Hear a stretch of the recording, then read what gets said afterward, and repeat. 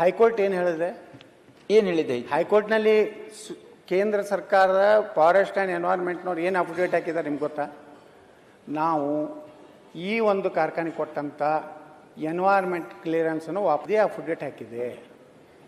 ಅದರ ಆಧಾರದ ಮೇಲೇ ಹೈಕೋರ್ಟ್ನ ಚೀಫ್ ಜಸ್ಟಿಸ್ ಡಬಲ್ ಬೆಂಚ್ನವ್ರು ಏನು ಆದೇಶ ಮಾಡಿದ್ರು? ಈ ಸುಮಾರು 15,000 ರೈತರ ಕಬ್ಬು ಕುಟುಂಬಗಳ ಸುಮಾರು 1,500 ಕಾರ್ಮಿಕರು ಇರುವಂತ ಒಂದು ಕಾರ್ಖಾನೆ ಅಲ್ಲ, ಅದಾಯ್ತು. ಬಟ್ ನಿಮಗೆ ನಿಷೇಧ ಹೇಳಿದ್ದು ಯಾರು? ದಯವಿಟ್ಟು ನಾ ಕೇಂದ್ರ ಸರ್ಕಾರ. ನಿಮ್ಗ ಅಪೂರ್ಣ ಮಾಹಿತಿ ಇದೆ. ಸ್ವಲ್ಪ ಕೇಳಿ ಡಾಕ್ಟರ್ ಅವರು. ರಾಜ್ಯ ಸರ್ಕಾರ ನಿಮಗೆ ಏನಾದ್ರು ರೈತರ ಹಿತಾಸಕ್ತಿ ಕಾಪಾಡೋದ್ರಲ್ಲಿ ನಮ್ಮ ಸರ್ಕಾರ ಹಿಂದೆ ತಾಕಿಲ್ಲ. ಏನೇನು ಅಲೋಕೇಶನ್ ಆಗಿತ್ತು ಅದೆಲ್ಲ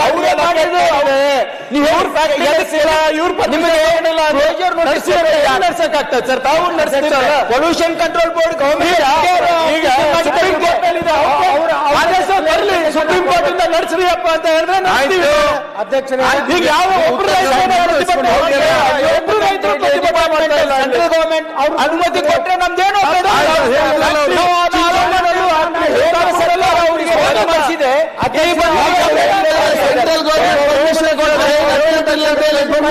ಮುಗಿದ್ದು. ಅಧ್ಯಕ್ಷರೇ, ನಾನು ಕೇಂದ್ರ ಸರ್ಕಾರ ಪರ್ಮಿಷನ್ ಕೊಟ್ರೆ ಏನ್ ಅಭ್ಯಂತರ ಅಂತ ಹೇಳ್ತಾರೆ. ಪರ್ಮಿಷನ್ ತಾನೇ ಮುಗಿದ್ದಲ್ಲ. ನನ್ನ ಮಾತು ಕೇಳ್ರಿ. ಅದನ್ನು ನೀವು ಹಂಗ ತಿಳಿಸಿ ಪೂರ್ಣ ಮಾಹಿತಿ ಇಲ್ಲ. ಮತ್ತು ಅವ್ರನ್ನ ವಿರೋಧ ಮಾಡ್ಯಾರ ಅಂತ ಹೇಳೋದಿಲ್ಲ. ಅದು ವಿರೋಧ ಮಾಡಿದವ್ರು ಬೇರೆ ಅದಾರೆ. ಅದು ರಾಜಕೀಯ ವ್ಯಕ್ತಿಗಳು ಬೇರೆ ಅದಾರ, ಅವ್ರು ಬೇರೆ ಮಂತ್ರಿಗಳು ಅದಾರ. ಇರ್ಲಿ, ಅದನ್ನ ನೋಡ್ತೀವಿ. ಆದ್ರೆ ನಾ ಹೇಳುವುದೇನಂದ್ರೆ, ಸೆಂಟ್ರಲ್ ಏನಿದಲ್ಲ ಎಲ್ಲ ಇಡೀ ದೇಶದಲ್ಲಿ ಒಂದು ವೈಲೇಷನ್ ಕ್ಯಾಟಗರಿ ಅಂತ ಹೇಳಿ ಮಾಡಿದ್ದಾರೆ. ಅದರೊಳಗೆ ನಾವು 1,58,00,000 ರೂಪಾಯಿ ತುಂಬಿ, ಅವ್ರು ಏನೇನೋ ವರ್ಷ 20 ಲಕ್ಷ ರೂಪಾಯಿ ನಾವು ಕರ್ನಾಟಕ ಫಾರೆಸ್ಟ್ ಡಿಪಾರ್ಟ್ಮೆಂಟಿಗೆ 2.5 ಕೋಟಿ ರೂಪಾಯಿ ತುಂಬಬೇಕು ಅನ್ನೋಂಥ ಒಂದು ಕಂಡೀಷನ್ ಮೇಲೆ ನಮಗೆ ಎನ್ವೈರ್ಮೆಂಟ್ ಕ್ಲಿಯರೆನ್ಸ್ ಆಗಿದೆ. ಸುಮ್ಮನೆ ಅವರು ತಪ್ಪು ಹಾದಿಗೆ ಮುಂದೆ ನಾ ಹೇಳಕತ್ತಿದ್ದೇನೆಂದ್ರೆ, ಇವತ್ತು ಸುಪ್ರೀಂ ಕೋರ್ಟಿಗೆ ಹೋದವ್ರು ಯಾರು? ಕರ್ನಾಟಕ ಹೈಕೋರ್ಟ್ ಹೇಳಿದ್ಮೇಲೆ ನೀವು ಪೊಲ್ಯೂಷನ್ ಬೋರ್ಡ್ದವರು ಹೈಕೋರ್ಟ್ ಮೇಲೆ ಯಾವ ಕೇಸಿನಲ್ಲಿ ಹೋಗಿಲ್ಲ.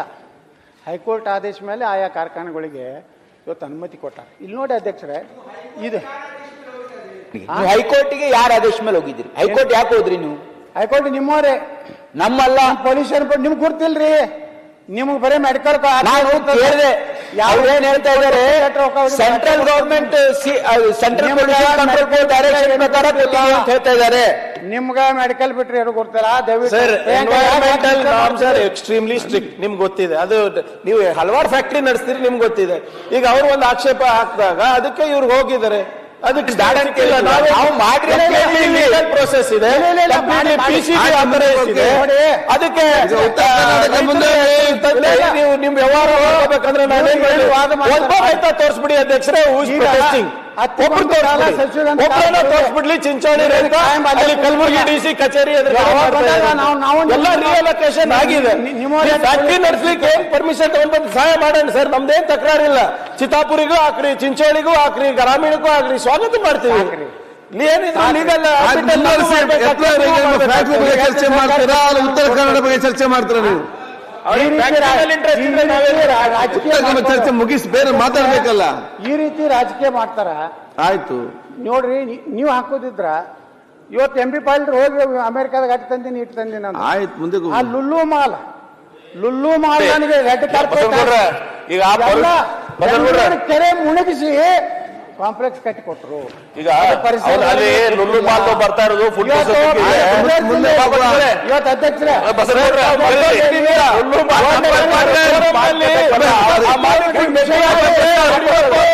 ಫಾರ್ ಫುಡ್ ಪ್ರೊಸೆಸಿಂಗ್ ಯೂನಿಟ್ಗೆ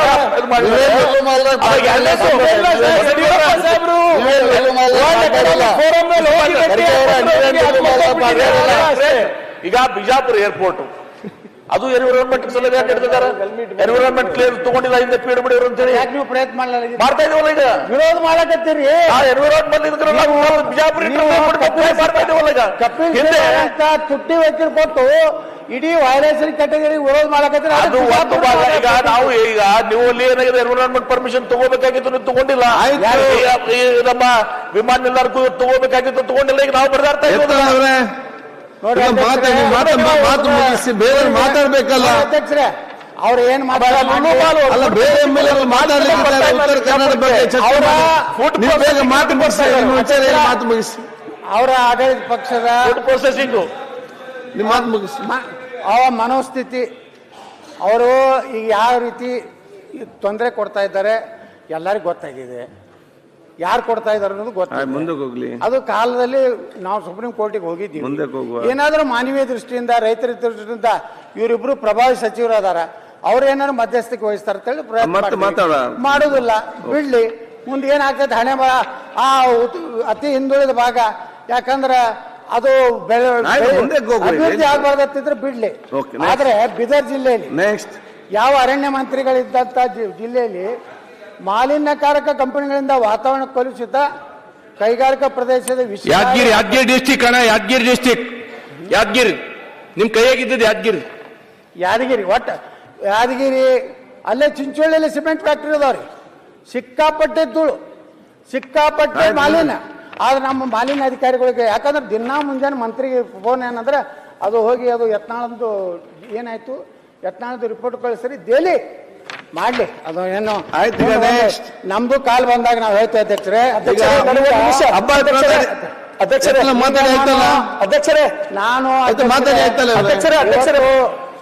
ನಾನು ಒಂದೇ ವಿನಂತಿ ಮಾಡ್ಕೋತೀನಿ, ನಮ್ಮ ಉತ್ತರ ಕರ್ನಾಟಕ ಹಿಂಗ ಅನ್ಕೋತೆ ಮಂತ್ರಿ ಆಗ್ಬೇಕಾದ್ರೆ ನಮಗೂ ಇದೆ.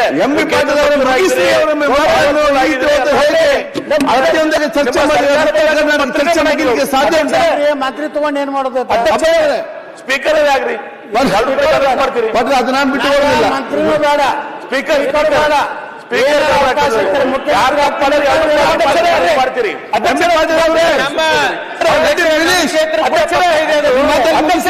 ಇವತ್ತು ಗೌಡ್ರೆ ಒಂದ್ ಸೆಕೆಂಡ್ ಮಾತಾಡಿ ಅಧ್ಯಕ್ಷರೇ.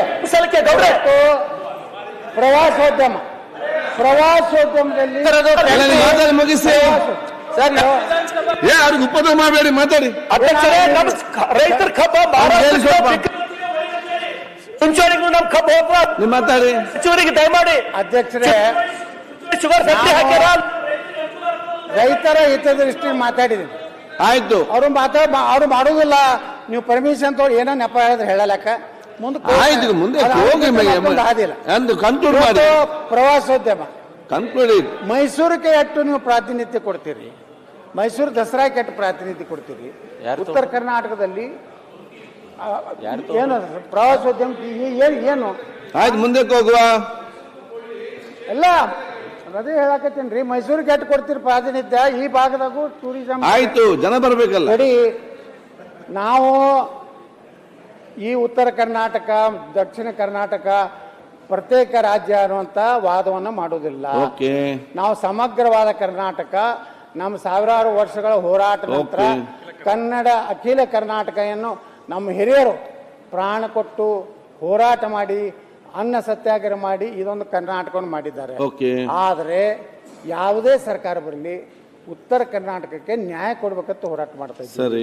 ನೀವು ಮೈಸೂರು ಕೊಟ್ಟಿರಿ, ಯಾಕೆ ಕೊಟ್ಟಿಲ್ಲ ಅಂತ ಕೇಳ್ತೀವಿ. ಆಯ್ತು, ಮೈಸೂರಿಗೆ ಅಭಿವೃದ್ಧಿ ಮಾಡ್ರಿ. ನಮ್ದೇನು ಮೈಸೂರು ರಾಜ್ಯ ಹಿಂದೆ ಮೈಸೂರು ಮಹಾರಾಜರು ಸಾಕಷ್ಟು ಅಭಿವೃದ್ಧಿ ಮಾಡಿದ್ರು, ಕನ್ನಂಬಾಡಿ ಕಟ್ಟಿದ್ರು, ಎಲ್ಲ ಒಳ್ಳೆ, ಅದಕ್ಕೆ ನಮ್ದು ಬೆಂಬಲ ಇದೆ. ಅದೇ ರೀತಿ ಆಲ್ಮಟ್ಟಿ, ಇದು ನಮ್ಮ ಭಾಗದ ರೈತರ ಭವಿಷ್ಯ. ಇದನ್ನು ಒಂದು ನೀವು ನೀರಾವರಿ ಮಾಡಿಕೊಟ್ರೆ ಉತ್ತರ ಕರ್ನಾಟಕ ಬಂಗಾರವನ್ನು ಬಿತ್ತಿ ಬಂಗಾರ ಬೆಳೆಯುವಂಥ ನಾಡಾಗ್ತದೆ. ಯಾಕೆ ಹೇಳ್ತಾ ಇದ್ದೇನೆ ಅಂದರೆ, ಈ ದೇಶಕ್ಕೆ ಆಪತ್ತು ಬಂದಾಗ ಶ್ರೀಮತಿ ಇಂದಿರಾ ಗಾಂಧಿಯವರು ಏನು ಪಾಕಿಸ್ತಾನದ ಯುದ್ಧ ಬಂದಾಗ ದೇಶದಲ್ಲಿ ಖಜಾನೆಯಲ್ಲಿ ಹಣ ಇರಲಿಲ್ಲ. ಆವಾಗ ಬಿಜಾಪುರ ಜಿಲ್ಲೆಯ ಜನ ತಮ್ಮ ಮನೆಯಿಂದ ಇದ್ದ ಬಂಗಾರವನ್ನು ಶ್ರೀಮತಿ ಇಂದಿರಾ ಗಾಂಧಿಯವ್ರನ್ನು ತೂಗಿ ಮತ್ತು ಬಂಗಾರ ಉಳಿತ ಅಧ್ಯಕ್ಷರೇ. ಅವಾಗ ನಿಜಲಿಂಗಪ್ಪನವ್ರನ್ನು ಬಂಗಾರದಿಂದ ತೂಗಿದಂಥ ಭಾರತದಲ್ಲಿ ಒಂದೇ ಒಂದು ಜಿಲ್ಲೆ, ಅದು ವಿಜಾಪುರ ಅಖಂಡ ಜಿಲ್ಲೆ ಅಂತ ಹೆಮ್ಮೆಯಿಂದ ಹೇಳ್ತಾ ಇದ್ದೀವಿ. ಹಾಗಾದ್ರೆ ನಮ್ಗೆ ಯಾಕೆ ಅನ್ಯಾಯ ಮಾಡ್ತಾ ಇದ್ದೀರಿ? ಈಗ 524, 25 ಆಗದೇ ಇದ್ರೆ ನಮ್ಮ ನೀರಾವರಿ ಆಗುವುದಿಲ್ಲ, ನಮ್ಮ ಅಭಿವೃದ್ಧಿ ಆಗುವುದಿಲ್ಲ. ಅದಕ್ಕೆ ನೀವು ಅವು ಇವು ಎಲ್ಲಿ ತೊಗೊಂಡ್ ಬರ್ರಿ, ಸಾಲ ತೊಗೊಂಡ್ ಬರ್ರಿ, ವರ್ಲ್ಡ್ ಬ್ಯಾಂಕಿನಿಂದ ತೊಗೊಂಡ್ ಬರ್ರಿ, ಕಡಿಮೆ ಎಲ್ಲ ಯೋಜನೆ ತರಲಾಕ, ಈ ಪೆರಿಫೆರಲ್ ರಿಂಗ್ ಇದಕ್ಕೆ ನೀವು ತರಲಾಕತ್ತಿರಲ್ಲ. ಅಧ್ಯಕ್ಷರೇ, ಇದಕ್ಕೊಂದು ಒಂದು ಎಷ್ಟು ನಮ್ಮ ಎಂ ಬಿ ಪಾಲ್ ಹೇಳಿದ್ರೆ ಎಷ್ಟು 75,000 ಕೋಟಿ ಅನ್ರು 1 ಲಕ್ಷ ಕೋಟಿ ಅನ್ರು ಆಯ್ತು, ಒಂದು ಹೇಳಿದ್ರಲ್ಲ, ಚರ್ಚೆ ಆಯ್ತಲ್ಲ. ಒಂದು ಯೋಜನೆನ ಪೂರ್ತಿ ಮುಗಿಸಿ ಓಕೆ ಮುಗಿದ ಸಮಗ್ರ ಅಭಿವೃದ್ಧಿ ಕರ್ನಾಟಕದ ಭವಿಷ್ಯ ಸರಿ. ಎಲ್ಲ ಭಾಗಗಳು ಒಂದೇ ಕಣ್ಣಿನಿಂದ ನೋಡುವಂತ ಕೆಲಸ ಆಗಬೇಕು. ಆ ದೃಷ್ಟಿಕೋನದಿಂದ ಇವತ್ತು ನಾನು ಈ ಸರ್ಕಾರಕ್ಕೆ ಮಾನ್ಯ ಮುಖ್ಯಮಂತ್ರಿಗಳಿಗೆ ವಿನಂತಿ ಮಾಡ್ಕೋದೇನೆಂದರೆ, ಮುಂದಿನ ದಿವಸದಲ್ಲಿ ನಾವೇನು ಉತ್ತರ ಕರ್ನಾಟಕದ ಎಲ್ಲ ಶಾಸಕರು ಅವ್ರವ್ರ ಕ್ಷೇತ್ರ ಆಗಲಿ ಅವ್ರವ್ರ ಭಾಗದ ಏನು ಅನ್ಯಾಯ ಆಗಿದ್ರ ಬಗ್ಗೆ ಪಾಪ ಮನಸ್ಸು ಬಿಚ್ಚಿ ಮಾತನಾಡಿದ್ದಾರೆ. ಓಕೆ. ಅದನ್ನು ನೋಟ್ ಯಾರೂ ಮಾಡ್ಕೊಳ್ಳಿಲ್ಲ. ಯಾರೂ ಅದ್ರ ಕಡೆಗೆ ಆಯಾ ಇಲಾಖೆ ಮಂತ್ರಿಗಳಿದ್ರೆ ನೋಟ್ ಮಾಡಿಕೊಂಡು ಏನಪ್ಪ ಒಂದು ಇವತ್ತು ವೆಟರ್ನರಿ ಹಾಸ್ಪಿಟಲ್ ಇರ್ಬೋದು, ಆಯ್ತು, ಹೈಸ್ಕೂಲ್ ಇರ್ಬೋದು, ಡಿಗ್ರಿ ಕಾಲೇಜ್ ಬರುವಾಗ ಅವ್ರಿಗೇನು ಕೊಡ್ತೀವಿ ಕೊಡಿ, ಅಲ್ಲಿ 40 ಕೊಟ್ಟರೆ ನಮ್ಗೆ 60 ಕೊಡಿ. ಸರಿ. ಅಂದ್ರೆ ಉತ್ತರ ಕರ್ನಾಟಕ ಅಭಿವೃದ್ಧಿ ಆಗಬೇಕು. ಈ ದೃಷ್ಟಿಕೋನದಿಂದ ಈ ಸುವರ್ಣಸೌಧ ಕಟ್ಟಿದ್ರ ಉದ್ದೇಶ ಸಾರ್ಥಕ ಆಗಬೇಕಾದ್ರೆ ಓಕೆ. ಈ ರೀತಿ ಚರ್ಚೆಗಳು ಪಕ್ಷಾತೀತವಾಗಿ ಯಾವುದೇ ಸರ್ಕಾರ ಇರಲಿ, ಓಕೆ. ಯಾವ್ದು ನಾನು ನಮ್ಮ ಸರ್ಕಾರ ಇದ್ದಾಗ ನಾನು ಟೀಕೆ ಮಾಡೀನಿ, ಓಕೆ. ನಾ ಯಾರನ್ನೂ ಬಿಟ್ಟಿಲ್ಲ. ಇವತ್ತು ಸಹ ನಾ ಹೇಳ್ತೀನಿ, ನಾವೆಲ್ಲ ಶಾಸಕರು ಒಂದಾಗಬೇಕು. ನಮ್ಮ ವಿಚಾರ ಬಂದಾಗ ದಕ್ಷಿಣ ಭಾಗದ ಶಾಸಕರು ನಮ್ಮ ಬೆಂಬಲಕ್ಕೆ ನಿಂದಿರಬೇಕು. ಅವರ ಸಂದರ್ಭ ನಾವು ಕಾವೇರಿ ವಿಚಾರ ಬಂದಾಗ ಆಯ್ತು, ಕರ್ನಾಟಕ ಮುಂದಕ್ಕೆ ಬಂದ್ ಮಾಡಂದ್ರೆ ನಾವು ಎಲ್ಲರೂ ಬಂದ್ ಮಾಡ್ತೀವಿ ಕರ್ನಾಟಕ. ಓಕೆ. ಉತ್ತರ ಕರ್ನಾಟಕನೇ ಬಂದ್ ಹೆಚ್ಚಾಗ್ತದೆ. ಇವತ್ತು ನೋಡ್ರಿ ಎಷ್ಟು ನಾವು ವಿಶಾಲ ಇದೀವಿ ಅಂದ್ರೆ, ನಮ್ಮ ವಿರೋಧ ಪಕ್ಷ ನಾಯಕರು ಅಶ್ವಥ್ ನಾರಾಯಣ ನಿನ್ನೆ ಹೇಳಿದ್ರು, ಯತ್ನಾಡ್ರೆ ನಾವು ಒಂದು 10 ನಿಮಿಷ ಮಾತಾಡ್ತೀನಿ ಬಿಟ್ಟು ಕೊಟ್ಟು ಉದಾಹರಣೆ ಈ ಬಸನಗೌಡ ಪಾಟೀಲ್ ಯತ್ನಾಳ್ ಅಂತ. ಇದೇ ತ್ಯಾಗ 1,38,000 ಎಕರೆ ನಮ್ದು ಮುಣುಗ್ಸ್ರಿ, ನಮ್ಗೆ ನೀರಾವರಿ ಕೊಡ್ರಿ ಅಂತ ಹೇಳಿ ಯಾರಾದ್ರೂ ದೇಶದಾಗ ಯಾರು ಎಲ್ಲರೂ ಇಲ್ಲಿ ದೇಶನಾಗ ಅಧ್ಯಕ್ಷರೇ ಅದು ಯಾವ್ದು ಗುಜರಾತ್ ನಲ್ಲಿ ಏನಾಯ್ತು, ಒಂದು ಡ್ಯಾಮ್ ಕಟ್ಟಬೇಕಾದ್ರೆ ಅಲ್ಲೆಲ್ಲ ಎಷ್ಟು ವಿರೋಧ. ಆದ್ರೆ ಇಲ್ಲಿ ರೈತರು ಕೈ ಮುಗಿದು ನಿಮ್ಗೆ ಕೇಳ್ಕೊಳಕತ್ತಾರ, ನಮಗೆ 40 ಲಕ್ಷ ಏನು ಖುಷಿ ನೀರಾವರಿಗೆ 50 ಲಕ್ಷ ಕೊಡಿ, ನಾವು ಭೂಮಿ ಬಿಟ್ಟು ಕೊಡ್ತೀವಿ, ಮತ್ತೊಂದು ಕಡೆ ನಾವು ಶಿಫ್ಟ್ ಆಗ್ತೀವಿ. ಇಡೀ ದೇಶದ ಒಂದು ಆರ್ಥಿಕ ಶಕ್ತಿಯನ್ನು ಹೆಚ್ಚು ಮಾಡ್ಲಿಕ್ಕೆ ನಮ್ಮ ತ್ಯಾಗ ಮಾಡ್ತಾ ಇದ್ದಾರೆ. ಆ ತ್ಯಾಗಕ್ಕೆ ಬೆಲೆ ಕೊಡಿ.